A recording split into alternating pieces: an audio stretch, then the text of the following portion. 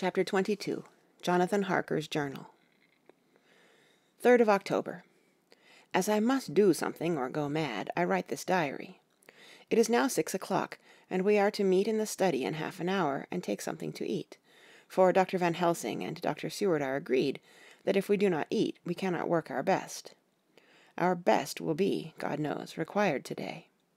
I must keep writing at every chance, for I dare not stop to think. All, big and little, must go down. Perhaps at the end the little things may teach us most. The teaching, big or little, could not have landed Mina or me anywhere worse than we are today. However, we must trust and hope. Poor Mina told me just now, with the tears running down her dear cheeks, that it is in trouble and trial that our faith is tested, that we must keep on trusting, and that God will aid us up to the end. The end! Oh, my God, what end? To work, to work. When Dr. Van Helsing and Dr. Seward had come back from seeing poor Renfield, we went gravely into what was to be done.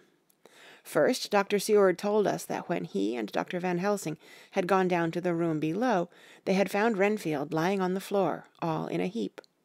His face was all bruised and crushed in, and the bones of the neck were broken. Dr. Seward asked the attendant who was on duty in the passage if he had heard anything. He said that he had been sitting down, he confessed to half-dozing, when he heard loud voices in the room, and then Renfield had called out loudly several times, "God! God! God!" After that there was the sound of falling, and when he entered the room, he found him lying on the floor, face down, just as the doctors had seen him. Van Helsing asked if he had heard voices or a voice, and he said he could not say, that at first it had seemed to him as if there were two, but as there was no one in the room, it could have been only one. He could swear to it, if required, that the word God was spoken by the patient. Dr. Seward said to us, when we were alone, that he did not wish to go into the matter.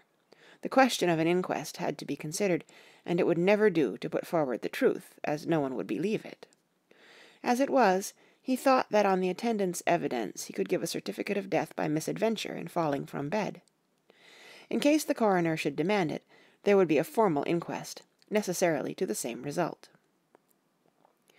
When the question began to be discussed as to what should be our next step, the very first thing we decided was that Mina should be in full confidence, that nothing of any sort, no matter how painful, should be kept from her. She herself agreed as to its wisdom, and it was pitiful to see her so brave, and yet so sorrowful, and in such a depth of despair. "There must be no concealment," she said. "Alas, we have had too much already, and besides there is nothing in all the world that can give me more pain than I have already endured, than I suffer now. Whatever may happen, it must be of new hope or of new courage to me." Van Helsing was looking at her fixedly as she spoke, and said suddenly but quietly, "But, dear Madam Mina, are you not afraid, not for yourself, but for others from yourself, after what has happened?" Her face grew set in its lines, but her eyes shone with the devotion of a martyr as she answered, "Ah, no, for my mind is made up." "To what?" he asked gently, whilst we were all very still, for each in our own way we had a sort of vague idea of what she meant. Her answer came with direct simplicity, as though she were simply stating a fact. "Because if I find in myself, and I shall watch keenly for it, a sign of harm to any that I love, I shall die." "You would not kill yourself?" he asked hoarsely. "I would, if there were no friend who loved me, who would save me such a pain and so desperate an effort." She looked at him meaningly as she spoke. He was sitting down, but now he rose and came close to her, and put his hand on her head as he said solemnly, "My child, there is such an one, if it were for your good. For myself, I could hold it in my account with God to find such an euthanasia for you, even at this moment if it were best, nay, were it safe. But, my child—" For a moment he seemed choked, and a great sob rose in his throat. He gulped it down and went on. There are here some who would stand between you and death. You must not die. You must not die by any hand, but least of all by your own. Until the other, who has fouled your sweet life, is true dead, you must not die. For if he is still with the quick undead, your death would make you even as he is. No, you must live. You must struggle and strive to live, though death would seem a boon unspeakable. You must fight death himself, though he come to you in pain or in joy, by the day or the night, in safety or in peril. On your living soul I charge you that you do not die, nay, nor think of death, till this great evil be past. The poor dear grew white as death, and shook and shivered, as I have seen a quicksand shake and shiver at the incoming of the tide. We were all silent. We could do nothing. At length she grew more calm, and turning to him said sweetly, but oh so sorrowfully, as she held out her hand, I promise you, my dear friend, that if God will let me live, I shall strive to do so, till, if it may be in his good time, this horror may have passed away from me. She was so good and brave that we all felt that our hearts were strengthened to work and endure for her, and we began to discuss what we were to do. I told her that she was to have all the papers in the safe, and all the papers or diaries and phonographs we might hereafter use, and was to keep the record as she had done before. She was pleased with the prospect of anything to do, if pleased could be used in connection with so grim an interest. As usual, Van Helsing had thought ahead of everyone else, and was prepared with an exact ordering of our work. It is perhaps well, he said, that at our meeting after our visit to Carfax, we decided not to do anything with the earth boxes that lay there. Had we done so, the Count must have guessed our purpose, and would doubtless have taken measures in advance to frustrate such an effort with regard to the others, but now he does not know our intentions. Nay, more, in all probability, he does not know that such a power exists to us as can sterilize his lairs, so that he cannot use them as of old. We are now so much further advanced in our knowledge as to their disposition that, when we have examined the house in Piccadilly, we may track the very last of them. To-day, then, is ours, and in it rests our hope. The sun that rose on our sorrow this morning guards us in its course. Until it sets tonight, that monster must retain whatever form he now has. He is confined within the limitations of his earthly envelope. He cannot melt into thin air, nor disappear through cracks or chinks or crannies. If he go through a doorway, he must open the door, like a mortal. And so we have this day to hunt out all his lairs and sterilize them. So we shall, if we have not yet catch him and destroy him, drive him to bay in some place where the catching and the destroying shall be, in time, sure. Here I started up, for I could not contain myself at the thought that the minutes and seconds, so preciously laden with Mina's life and happiness, were flying from us, since whilst we talked action was impossible. But Van Helsing held up his hand warningly. Nay, friend Jonathan, he said, in this the quickest way home is the longest way, so your proverbs say. We shall all act and act with desperate quick, when the time has come. But think, in all probable the key of the situation is in that house in Piccadilly. The Count may have many houses which he has bought. Of them he will have deeds of purchase, keys, and other things. He will have paper that he write on. He will have his book of checks. There are many belongings that he must have somewhere. Why not in this place, so central, so quiet, where he come and go by the front or the back at all hour, when in the very vast of the traffic there is none to notice? We shall go there and search that house, and when we learn what it holds, then we do what our friend Arthur call, in his phrases of hunt, stop the earths. And so we run down our old fox. So, is it not? Then let us come at once, I cried. We are wasting the precious, precious time. The professor did not move, but simply said, And how are we to get into that house in Piccadilly? Anyway, I cried, we shall break in if need be. And your police, where will they be, and what will they say? I was staggered, but I knew that if he wished to delay he had a good reason for it, so I said, as quietly as I could, Don't wait more than need be. You know, I am sure, what torture I am in." "Ah, my child, that I do, and indeed there is no wish of me to add to your anguish. But just think, what can we do until all the world be at movement? Then will come our time. I have thought and thought, and it seems to me that the simplest way is the best of all. Now we wish to get into the house, but we have no key. Is it not so?" I nodded. "Now suppose that you were, in truth, the owner of that house, and could not still get in, and think there was to you no conscience of the housebreaker, what would you do?" "I should get a respectable locksmith, and set him to work to pick the lock for me." "And your police, they would interfere, would they not?" "Oh no, not if they knew the man was properly employed." "Then," he looked at me as keenly as he spoke, "all that is in doubt is the conscience of the employer, and the belief of your policeman as to whether or no that employer has a good conscience or a bad one. Your police must indeed be zealous men and clever, oh so clever, in reading the heart, that they trouble themselves in such matter. No, no, my friend Jonathan, you go take the lock off 100 empty house in this your London, or of any city in the world, and if you do it as such things are rightly done, and at the time such things are rightly done, no one will interfere. I have read of a gentleman who owned a so fine house in London, and when he went for months of summer to Switzerland and lock up his house, some burglar came and broke window at back and got in. Then he went and made open the shutters in front, and walk out and in through the door, before the very eyes of the police. Then he have an auction in that house, and advertise it, and put up big notice, and when the day come, he sell off by a great auctioneer all the goods of that other man who owned them. Then he go to a builder, and he sell him that house, making an agreement that he pull it down and take all away within a certain time. And your police and other authority help him all they can. And when that owner come back from his holiday in Switzerland, he find only an empty hole where his house had been. This was all done en règle, and in our work we shall be en règle too.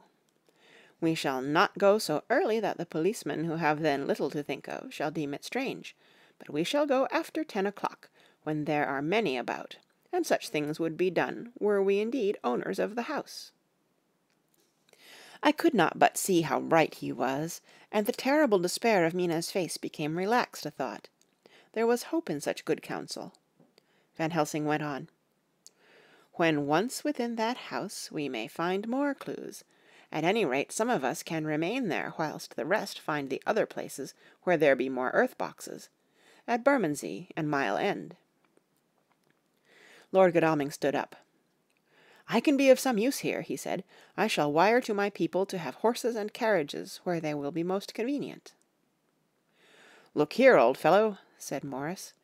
"It is a capital idea to have all ready in case we want to go horsebacking, but don't you think that one of your snappy carriages with its heraldic adornments in a byway of Walworth or Mile End would attract too much attention for our purposes?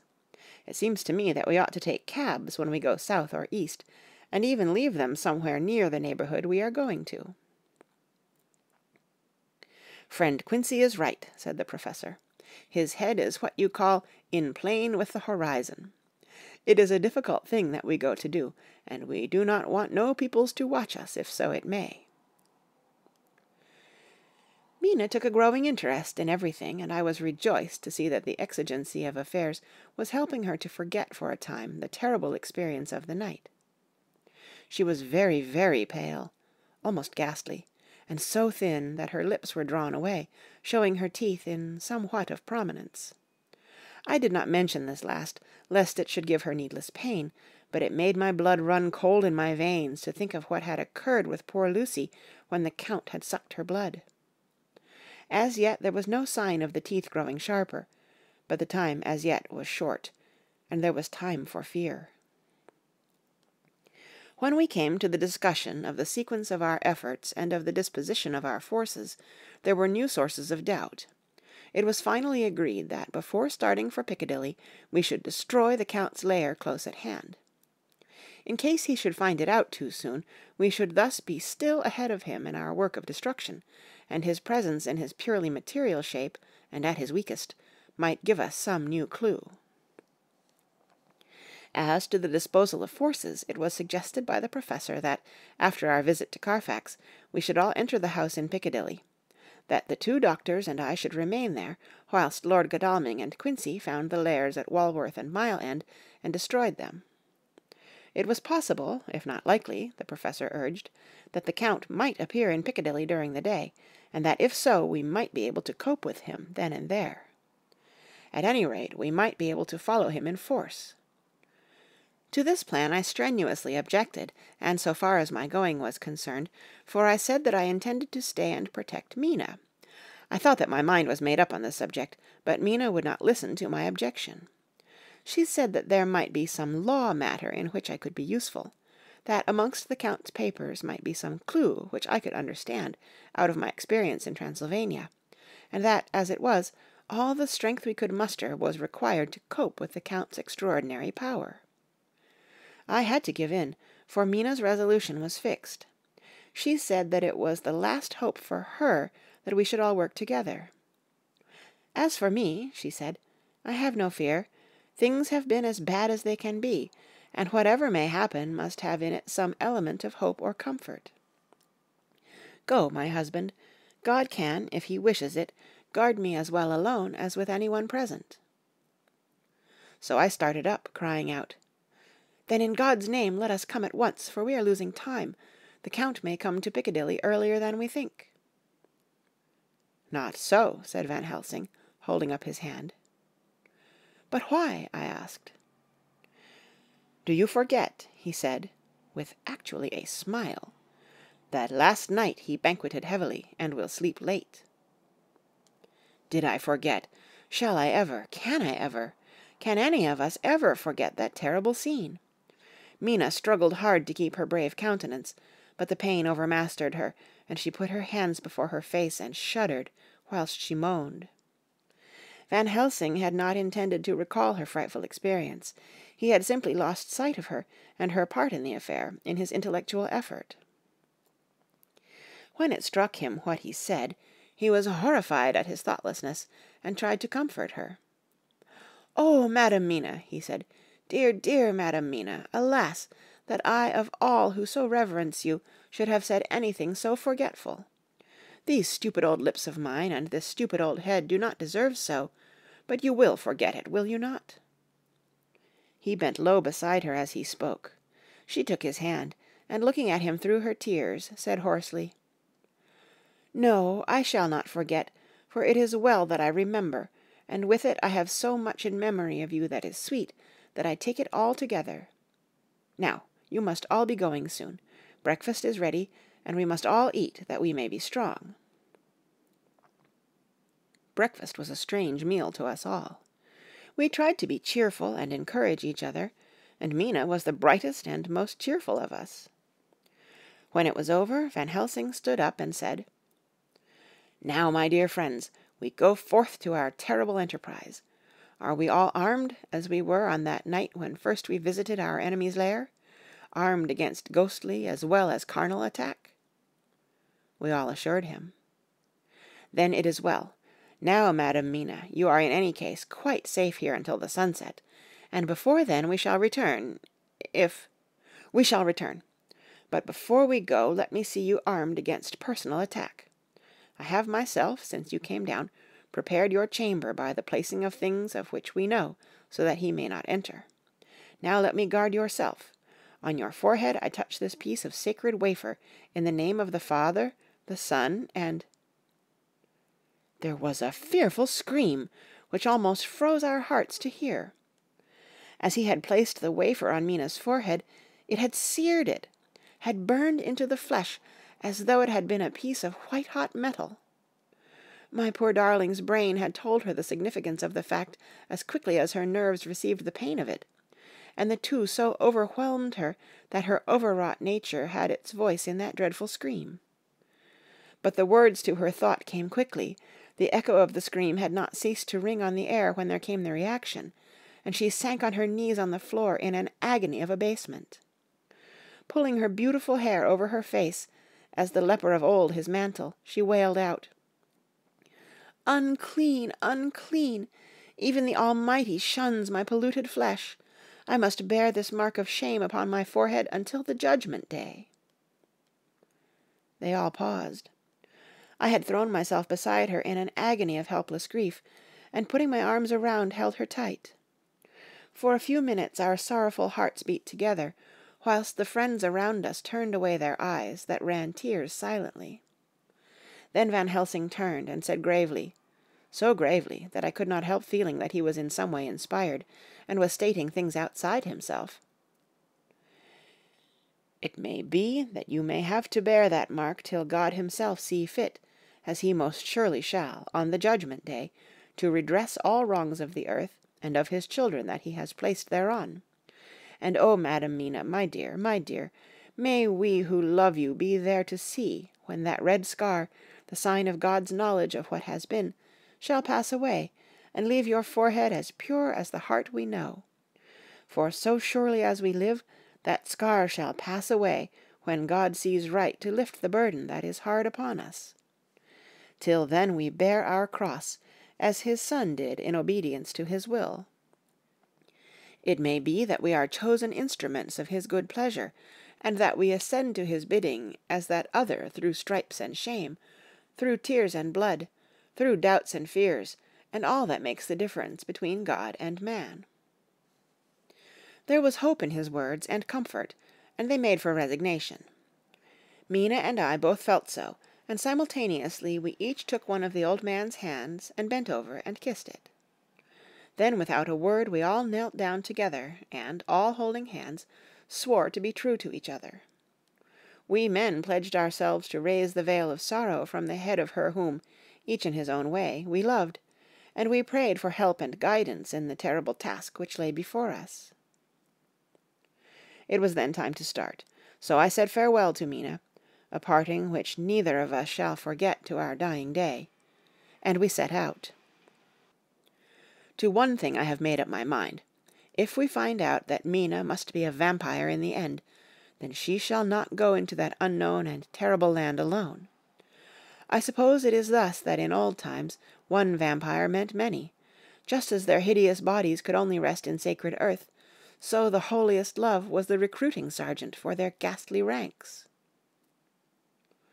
We entered Carfax without trouble, and found all things the same as on the first occasion. It was hard to believe that amongst so prosaic surroundings of neglect and dust and decay there was any ground for such fear as already we knew. Had not our minds been made up, and had there not been terrible memories to spur us on, we could hardly have proceeded with our task. We found no papers or any sign of use in the house, and in the old chapel the great boxes looked just as we had seen them last. Dr. Van Helsing said to us solemnly as we stood before them, "And now, my friends, we have a duty here to do. We must sterilize this earth, so sacred of holy memories, that he has brought from a far distant land for such fell use. He has chosen this earth because it has been holy. Thus we defeat him with his own weapon, for we make it more holy still. It was sanctified to such use of man, now we sanctify it to God."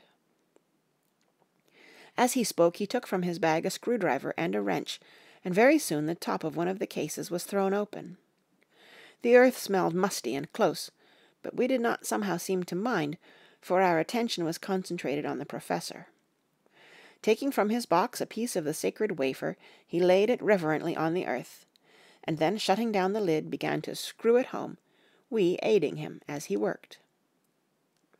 One by one we treated in the same way each of the great boxes, and left them as we had found them to all appearance, but in each was a portion of the host. When we closed the door behind us, the professor said solemnly, "So much is already done. If it may be that with all the others we can be so successful, then the sunset of this evening may shine on Madam Mina's forehead all white as ivory, and with no stain." As we passed across the lawn on our way to the station to catch our train, we could see the front of the asylum. I looked eagerly, and in the window of my own room saw Mina. I waved my hand to her, and nodded to tell that our work there was successfully accomplished. She nodded in reply to show that she understood. The last I saw, she was waving her hand in farewell. It was with a heavy heart that we sought the station, and just caught the train, which was steaming in as we reached the platform. I have written this in the train. Piccadilly, 12:30 o'clock. Just before we reached Fenchurch Street, Lord Godalming said to me, "Quincey and I will find a locksmith. You had better not come with us in case there should be any difficulty, for under the circumstances it wouldn't seem so bad for us to break into an empty house. But you are a solicitor, and the Incorporated Law Society might tell you that you should have known better." I demurred as to my not sharing any danger even of odium, but he went on, "Besides, it will attract less attention if there are not too many of us. My title will make it all right with the locksmith, and with any policeman that may come along. You had better go with Jack and the Professor, and stay in the Green Park, somewhere in sight of the house, and when you see the door opened and the smith has gone away, do you all come across. We shall be on the lookout for you, and shall let you in." "The advice is good," said Van Helsing, so we said no more. Godalming and Morris hurried off in a cab, we following in another. At the corner of Arlington Street our contingent got out and strolled into the Green Park. My heart beat as I saw the house on which so much of our hope was centred, looming up grim and silent in its deserted condition amongst its more lively and spruce-looking neighbours. We sat down on a bench within good view, and began to smoke cigars, so as to attract as little attention as possible. The minutes seemed to pass with leaden feet as we waited for the coming of the others. At length we saw a four-wheeler drive up.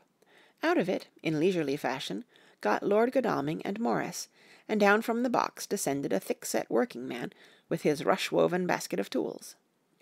Morris paid the cabman, who touched his hat and drove away. Together the two ascended the steps, and Lord Godalming pointed out what he wanted done.